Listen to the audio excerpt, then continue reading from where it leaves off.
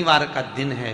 शनिवार की अगर प्रदोष पड़ती है तो शिव शमी के वृक्ष के नीचे रहते हैं और शनिवार की प्रदोष संतान का सुख देती है। और शनिवार का दिन है जिस दिन अपन इस दरिद्रता से मिलने के लिए पीपल के पेड़ के नीचे आए हैं।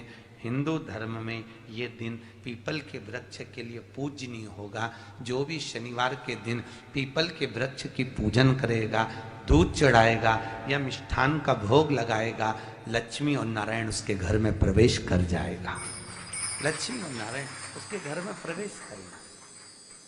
इसलिए नियम बनाया। कौन से दिन का? शनिवार। लक्ष्मी जी बोली नारायण आपने तो एक दिन का वार लिख दिया।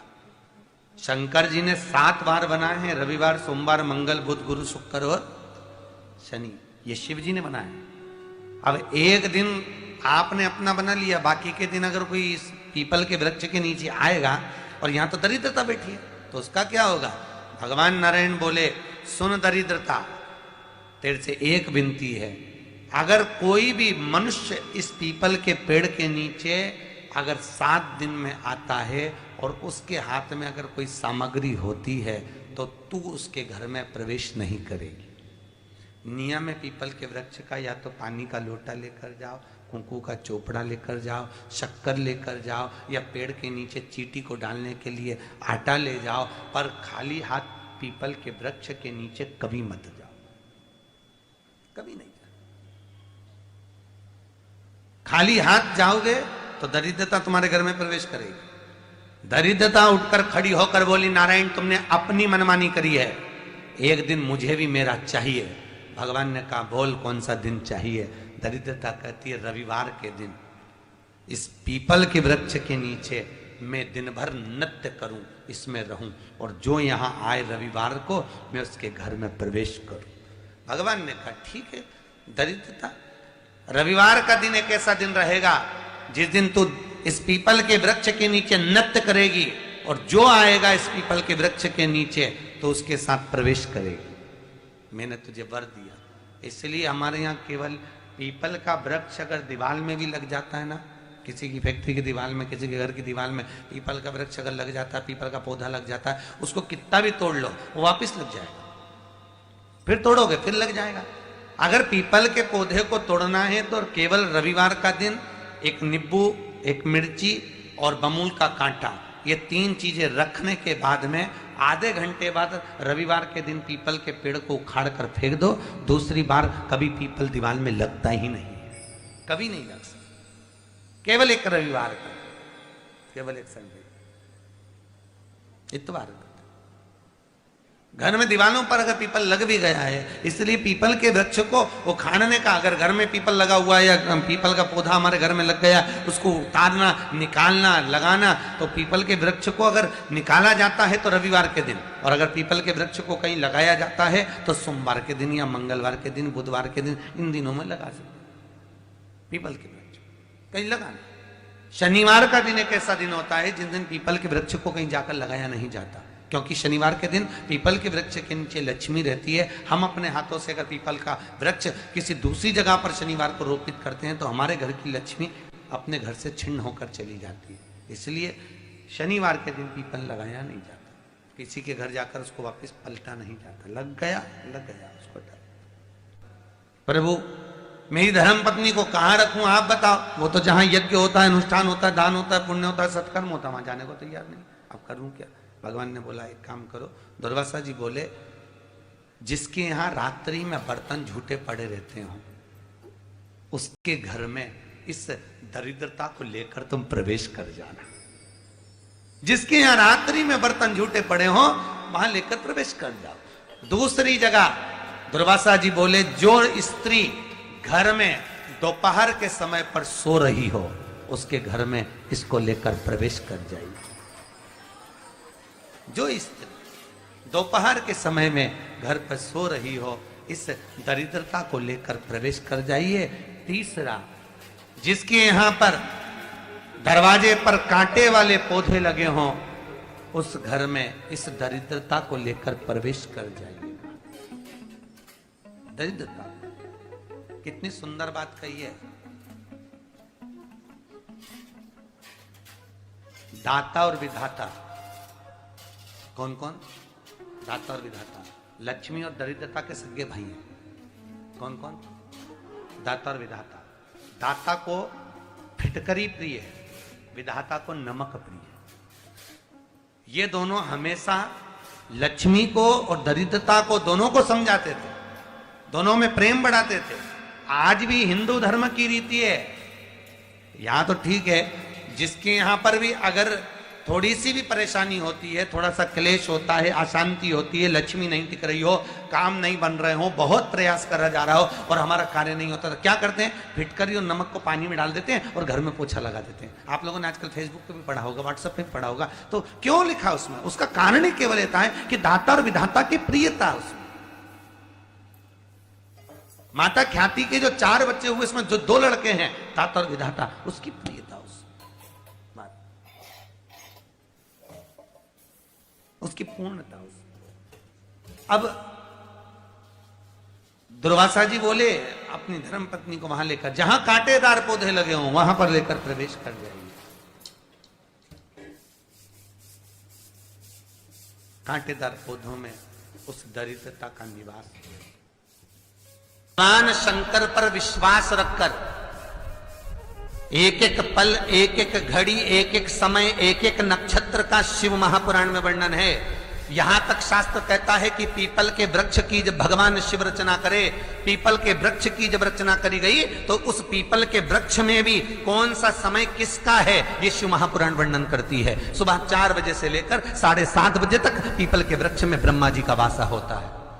7:30 बजे से लेकर 10:30 पौने 11 बजे तक पीपल के वृक्ष में भगवान विष्णु का वासा होता है। 10:30 बजे से लेकर पीपल के वृक्ष में 11:30 बजे तक पितरों का वासा होता है। 11:30 बजे से लेकर 12:30 बजे तक पीपल के वृक्ष में आहूतों का वासा होता है। 12:30 बजे से लेकर शाम को 4 बजे तक पीपल के वृक्ष में वासुकों का वासा होता है। 4 बजे से लेकर शाम को 7:30 बजे तक पीपल के वृक्ष में शंकर का वासा होता है। 7:30 बजे से लेकर 9:30 बजे तक पीपल के वृक्ष में कुबेर का वासा होता है। 9:30 बजे से लेकर फिर कुबेर के वृक्ष में अन्य देवों का वासा चालू हो जाता है। इसलिए हमारा हिंदू धर्म कहता है, हमारे शास्त्र कहते हैं कि पीपल के वृक्ष को जब पूजा जाता है, पीपल के वृक्ष की जब पूजन करी जाती है, तो सुबह 10:30, 11, ज्यादा से ज्यादा 11:30, ज्यादा से ज्यादा 12, उसके पहले पीपल के वृक्ष की पूजन कर लेना चाहिए। क्यों? क्योंकि 11:30 बजे से लेकर 12:30 बजे तक पीपल के वृक्ष में पितरों का वासा रहता है, आहूतों का वासा रहता है, फिर वासुकों का वासा आता है। पितृ किसको कहते हैं? महाराज जो पूरी उम्र लेकर चले गए और उनके भीतर अभिलाषाएं बहुत थी, मैं ये भी करना चाहता हूं, मैं ये भी करना चाहता हूं, वो पितृ हो जाते हैं। आहूत किसको कहते हैं? जिस माता के गर्भ में बच्चा जन्म ले और मर जाए, या 6 महीने का गर्भ धारण करने के बाद अवर्षण हो जाए, जीव पड़ने के बाद 6 महीने के बाद अगर बच्चा गर्भ में भी शांत हो जाता है, कुंवारी अवस्था में शांत हो जाता है, जिसका विवाह नहीं हुआ ऐसा बच्चा जब शांत हो जाता है, अधोगति में कोई मर जाता है, सुसाइड कर एक्सीडेंट में किसी भी रूप में मर जाता है, तो वो आहूत कहलाता है। और बहुत ध्यान देना साहब, शिव महापुराण की कथा कहती है पितरों को भाग मिलता है, इसलिए पितृ तृप्त रहते हैं। आज भी नियम है, जिसको शनि लग जाता है, एक काजल की डिब्बी ले लो और काजल की डिब्बी को 21 बार उतार कर उसको एकांत में जाकर, जंगल आदि में एकांत में किसी पेड़ के नीचे इतना सा खड्डा खोद कर उसमें काजल की डिब्बी को डाल दो और मिट्टी से पूर दो, उस व्यक्ति का शनि समाप्त हो जाए। काशी विश्वनाथ का नाम लेकर काजल की डिब्बी को 21 बार उतार कर अगर काशी विश्वनाथ का नाम लेकर शनि वाले व्यक्ति को अगर पेड़ के नीचे दबा दे, शनि समाप्त, शनि उसको परेशान नहीं। 2 महीने शिवरात्रि आती है, प्रदोष को ही शिवरात्रि का भाव है, 12 महीने आते हैं। अगर व्यापार ना चले, दुख तकलीफ ज्यादा हो, कष्ट ज्यादा हो, बहुत टेंशन जिंदगी में चल रहा हो, कोई काम हो ही नहीं रहा, कोई दिक्कत ही दिक्कत है, व्यापार सही ना चल रहा हो, कष्ट ही कष्ट हो, और यहां तक कहे अगर बीमारी ने भी घेर रखा हो, और बहुत जिंदगी में दुख चल रहा हो, कहीं मत जाना। प्रत्येक महीने प्रदोष आती है, हर महीने शिवरात्रि प्रदोष आती है। 1 लोटा पानी, 5 बेलपत्र,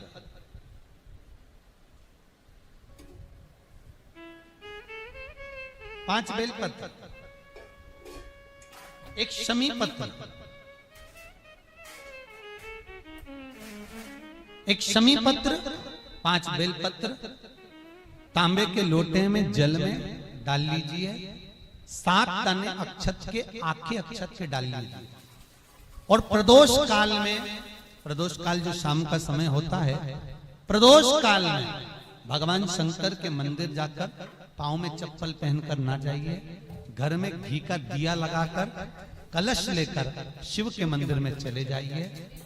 शिव मंदिर में दिया नहीं लगाना है आपको, केवल घर में दिया लगाकर जाना है। और शंकर जी के मंदिर में वो ऐसा कैसा ही पानी पूरा उंडेल कर डालकर शिवलिंग पर आ जाइए। झोली पसार कर प्रणाम करिए। शंकर की देहली पर 2 मिनट बैठकर ओम नमः शिवाय का स्मरण कर लीजिए। ओम नमः शिवाय भी आपको बोलना बताया था कि सौभाग्यवती नारी स्त्री नमः शिवाय ओम बोले और पुरुष ओम नमः शिवाय। अगर पति और पत्नी दोनों बैठकर जाप कर रहे हैं तो दोनों ओम नमः शिवाय बोल सकते हैं। पर नारी अगर अकेले बैठकर स्मरण कर रही है तो नमः शिवाय ओम। आप जब नमः शिवाय ओम बोलना चालू करेंगे तो ओम अपने आप ही आगे आ जाएगा। बोल कर देखिए, नमः शिवाय ओम, नमः शिवाय ओम, नमः शिवाय ओम, नमः शिवाय ओम, नमः शिवाय, नमः शिवाय से चालू करा, ओम अपने आप आगे आ जाएगा। पर पुरुष जब जब जाप करे ओम नमः शिवाय बोले। पति पत्नी दोनों बैठकर जाप कर रहे हैं तो ओम नमः शिवाय बोल सकते। केवल स्त्री जाप कर रही है तो नमः शिवाय ओम, नमः शिवाय ओम, नमः शिवाय ओम, नमः शिवाय ओम, नमः शिवाय ओम अपने आप आ गया। 5 बार, 3 बार, 7 बार कुछ देर शिव के मंदिर में प्रदोष काल में, प्रदोष के समय पर, प्रदोष के दिन बैठकर शिव नाम का जाप करें। जल का पात्र वापिस घर में ले आए और बड़े प्रेम से अगले महीने फिर प्रदोष के दिन, फिर प्रदोष काल में शिव के द्वार जाएं, फिर विनती करें। कहीं मत जाना, केवल शंकर की शरण में जाना, उससे कहना, उससे निवेदन करना। मुझे विश्वास है मेरे शंभू पर। स्कंद पुराण कहती है, शिव महापुराण कहती है, अगर आपने 2 या 3 या 4 प्रदोष ही कर लिए तो मेरा महाकाल बाबा आपकी झोली तो भर ही देगा खुशी से। 2, 3, 4 बस बहुत। पूरे साल की तो आप करना, छोड़ना मत ही। अगर बाबा देवी दे तो पूरा साल तो करना ही करना, बीच में नहीं छोड़ना बाबा। कई बार स्त्रियां सोचती हैं कि बीच में रजस्वला धर्म जाता है तो हम नहीं जा सकते, तो घर का कोई व्यक्ति जाए, पर करना पूरे महीने की, मतलब हर महीने में एक बार कैलेंडर में जाके निशान लगा लो, लिखा हुआ रहता है प्रदोष, निशान लगा लो कि इस दिन मुझे जाना है शिव मंदिर, नमन करना, अपनी दिल की बात बाबा भोलेनाथ से कहना, अपने मन का बात मुझे शिव से कहना, बस विचार कर लिया कह।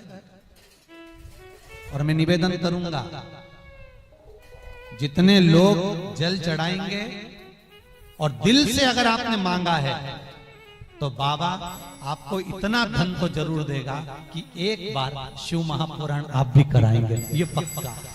बाबा इतना तो देगा, ये विश्वास से कहता।